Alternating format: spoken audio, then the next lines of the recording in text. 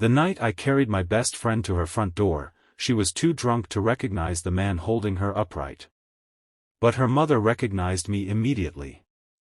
She opened the door, looked at her daughter sleeping against my shoulder, then looked straight into my eyes and whispered something that made my heart stop, "You're all she talks about."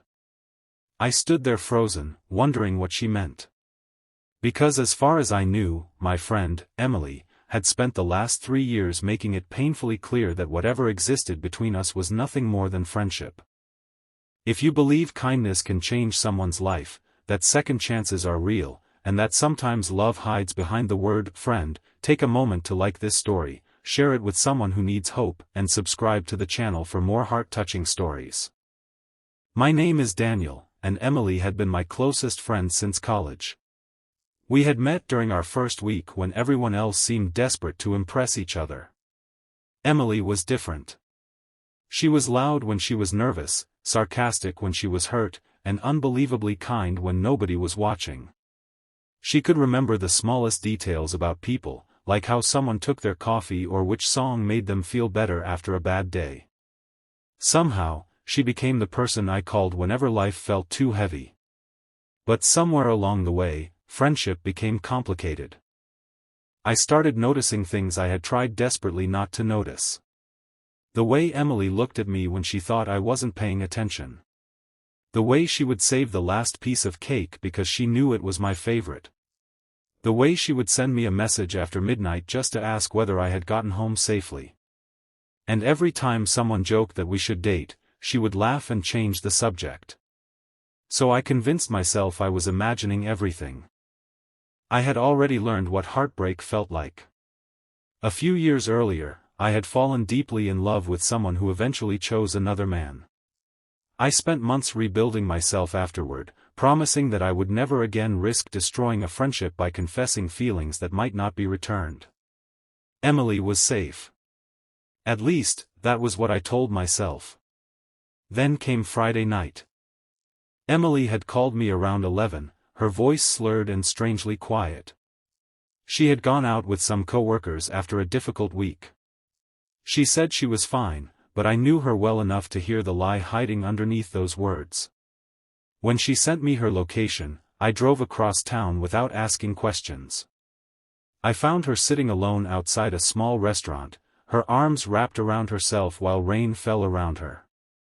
Her makeup was streaked, her hair was soaked, and she looked nothing like the confident woman everyone knew. She tried to stand when she saw me, but immediately stumbled. I caught her before she hit the pavement. She laughed weakly and rested her forehead against my shoulder. She smelled like rain and perfume and alcohol. Then, in a voice so soft I almost didn't hear it, she told me she was tired of pretending everything was okay. I didn't ask her to explain. I simply helped her into my car. The drive to her house was quiet. She stared through the window while streetlights passed across her face. Every few minutes she whispered something I couldn't understand. When we reached her neighborhood, she suddenly started crying. Not loud crying. The kind that comes when someone has been holding pain inside for far too long. I parked outside her parents' house and tried to wake her gently. She opened her eyes and looked at me with an expression I had never seen before. For one brief second, there was no joking, no sarcasm, no pretending. Just vulnerability. I helped her out of the car and walked her toward the front door. Before I could knock, the door opened. Her mother, Linda, stood there in a robe, clearly worried. The moment she saw Emily leaning against me, relief crossed her face. She hurried forward, helped me bring her daughter inside, and thanked me repeatedly. Then Emily mumbled something while resting against the wall. She said my name. Her mother stopped. She looked at Emily. Then at me. And that was when she whispered those words. "You're all she talks about." I thought I had misunderstood her. Linda gently guided Emily upstairs, leaving me standing alone in the hallway with rainwater dripping from my jacket. When she returned, her expression had changed. She told me Emily had been struggling for months. Her father's business had collapsed. She had taken on extra work to help her parents financially. At the same time, her last relationship had ended badly after she discovered her boyfriend had been seeing someone else. Emily had never told me the full story because she didn't want me to worry. But according to her mother, there was something else. Whenever Emily felt overwhelmed, she talked about me. She talked about how I always answered her calls. How I remembered her favorite food. How I never judged her. How I made her feel safe. Then Linda said something that stayed with me. She thinks she'll lose you if she tells you how she really feels. I couldn't breathe for a moment. All those years of assuming I was imagining things suddenly looked different. Linda told me Emily had once tried to confess her feelings. She had written me a long message, reread it for nearly an hour, and finally deleted it because she was terrified that I would reject her and walk away. I went home that night with my mind racing. I didn't sleep. I kept thinking about every conversation we had ever shared. Every hug that lasted a second too long. Every time she had asked about my dating life and pretended not to care about the answer. Every time she had gone silent when someone suggested we belong together. The next morning, Emily called. She remembered almost nothing from the night before. I could have told her everything immediately. Instead, I asked how she was feeling.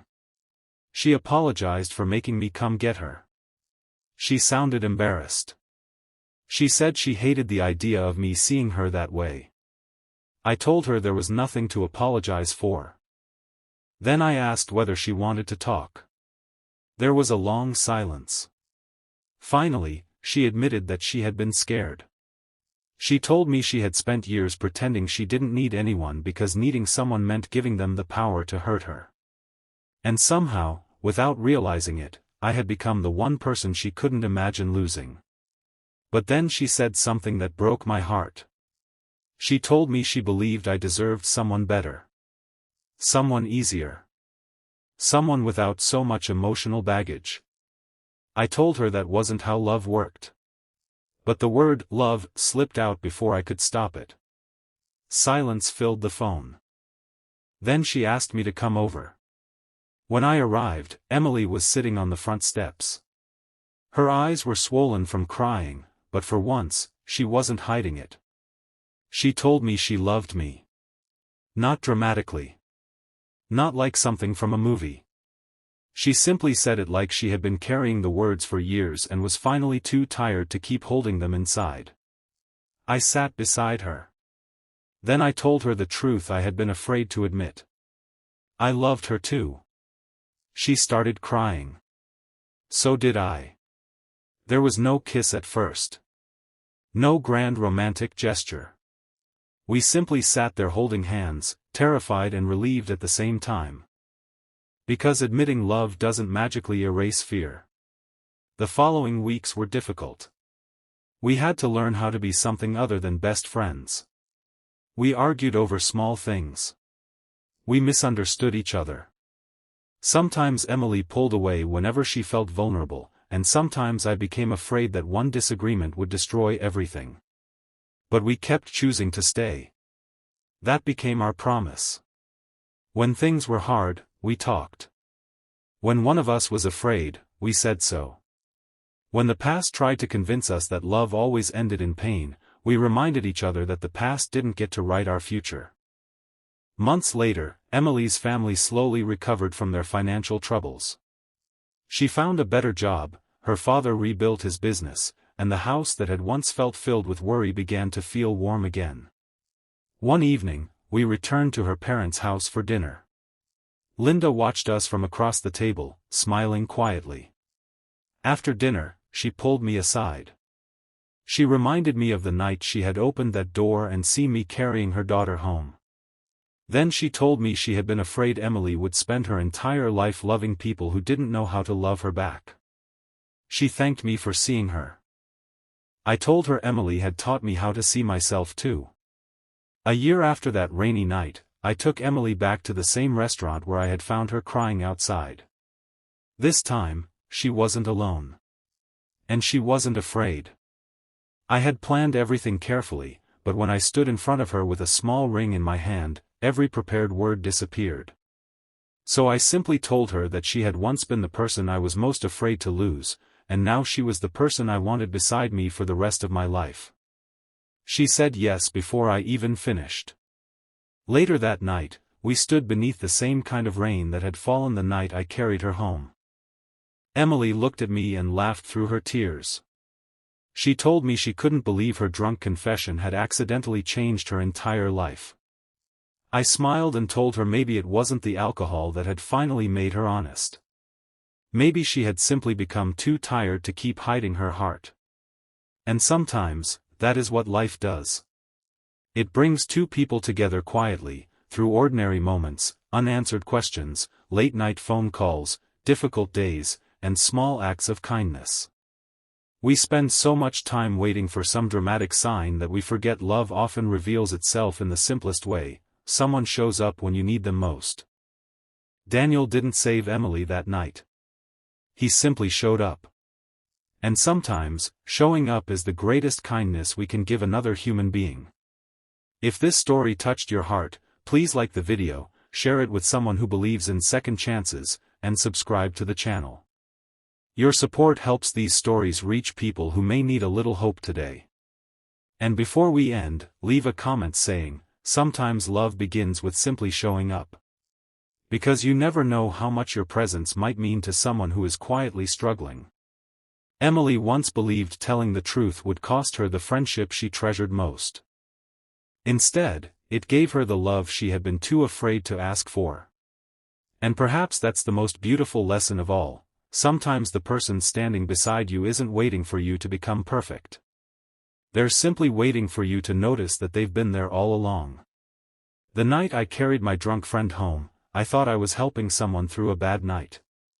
I never realized I was carrying home the woman who would eventually become my home.